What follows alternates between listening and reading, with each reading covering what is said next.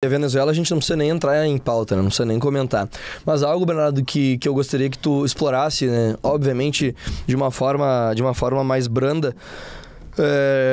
Existe, obviamente hoje a temática é política, então é bacana a gente trazer essa diferença. Existe um momento do Brasil e do mundo no primeiro mandato do Lula, até falando de commodities, que é algo que a gente pode estar trazendo aqui. E existe um momento que o Lula pega o Brasil nesse ano, 2023. Para aquele investidor, para aquele eleitor, para aquele investidor também, não deixa de ser, que optou pelo Lula em 2003 e que hoje, depois de 20 anos, opta mais uma vez pelo governo Lula, quais são as diferenças, quais são os desafios que o Lula pega, por exemplo, para que ele consiga de fato colocar em prática as próprias propostas de campanha?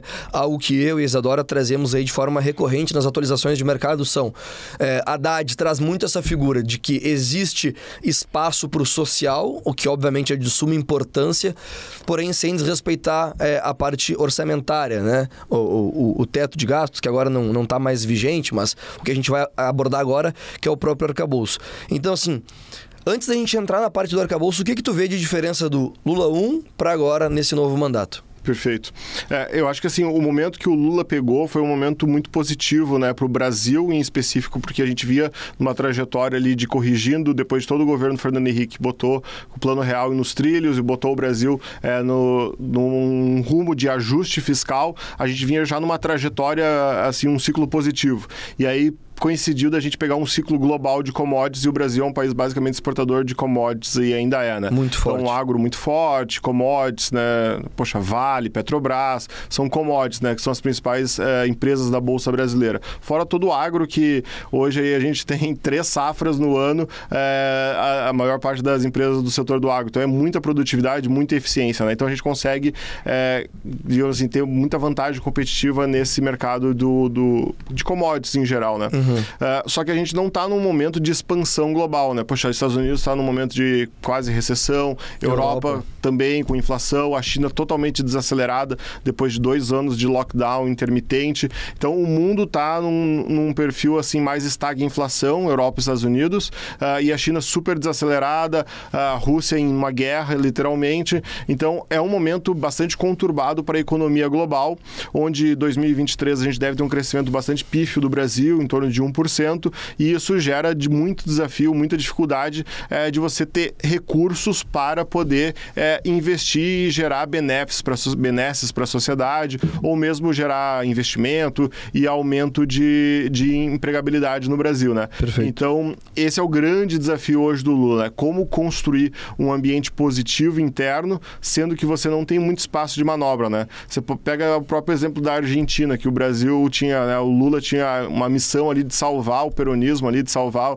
o Fernandes, e não tem espaço fiscal no orçamento brasileiro para resgatar a Argentina. Ele está tentando com os BRICS, está tentando com os Estados Unidos, com o FMI, tentar resgatar os hermanos, porque não existe espaço no orçamento público para fazer isso, né? E nem tem mais clima político, né? Nós temos também um congresso ali, na verdade, mais com viés centro-direita, onde você vê, por exemplo, foi aprovado agora a urgência do arcabouço fiscal. É isso que a gente vai falar, legal. E isso denota um congresso mais de centro-direita, ainda que a urgência não tenha sido, digamos assim, apoiada pelos 2 partidos mais à direita da Câmara, que seria o Novo e o PL, ele foi aprovado por todo o centrão e pela centro-esquerda por ser um projeto do governo. Então, Sim. Isso denota, olha como medidas mais fiscalistas têm muita aceitação hoje dentro do Congresso, né? E tem que nem tu comentou, né? Eu acho que essa palavra é importante. Tem uma urgência, porque obviamente não é uma medida que se restringe àquele único projeto, né? Tem impactos e reverbera muito forte na economia. Então, o mercado, e aí falando mais do que a gente vivencia dia a dia, ele anseia por uma definição e por algo que seja factível. Aí eu volto algumas casas atrás, quando a gente vê uma fala do Haddad de trazer o Brasil para um superávit até o início de 2024. Hoje a gente enxerga de uma certa forma pouca viabilidade para isso, né? Por conta de todos esses desafios que tu mencionou, não só se tratando de Brasil, como também de visão macro. Então, quando se fala de arcabouço de marco fiscal, o Brasil anseia por uma velocidade maior para que isso seja aprovado, seja colocado em prática, passando pelas duas casas, aí pela Câmara e pelo Senado também. Perfeito. É legal mencionar que o Novo e o PL, né, o partido do ex-presidente Bolsonaro, não aprovaram a urgência, não apoiaram a urgência, porque eles achavam que era importante constar no projeto a responsabilização do presidente da República caso não fosse alcançado as metas. Então eles queriam que fosse um passo além. Mas eu acho que é consenso dentro do Congresso como um todo, que é de suma importância a aprovação desse projeto, até por menos, por pior que seja o projeto, ele traz muita previsibilidade e alguma, digamos assim, responsabilidade fiscal, né? Sim. Então, se esse é o mínimo que a gente consegue hoje, vamos aprovar isso e dar um passo adiante. Então, claro, o Congresso está tentando melhorar, o projeto ele veio insuficiente do governo e agora o Congresso está aprimorando, o Cajado, que é o relator do projeto, já apresentou as emendas ali e todas as alterações. E até comentou que está encaminhado e que não deve existir ali a apresentação de emendas, porque houve de fato um acordo que fosse consenso, né, conforme tu falou. Então, assim, existe também um otimismo por parte do Cajado, do Haddad, de que isso passe aí de uma forma mais rápida por todas as etapas, né? Esse é um dos projetos, digamos, que o Lira, né, que é o presidente da Câmara, botou debaixo do braço e falou assim, não, esse é um projeto de Brasil e eu garanto a aprovação. Sim. Então, e aí ele é um cara que teve mais de 400 votos na Câmara dos Deputados, né? Então ele consegue buscar consensos de forma... Ele tem moral, digamos assim. Ele tem moral e tem muita habilidade política também para construir esses consensos, né? Legal.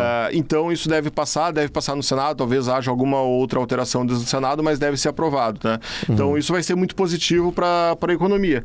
O próximo grande desafio, que ainda a gente deve... pelo menos o Lira indicou que deve passar por escrutínio esse semestre ainda, seria a reforma tributária.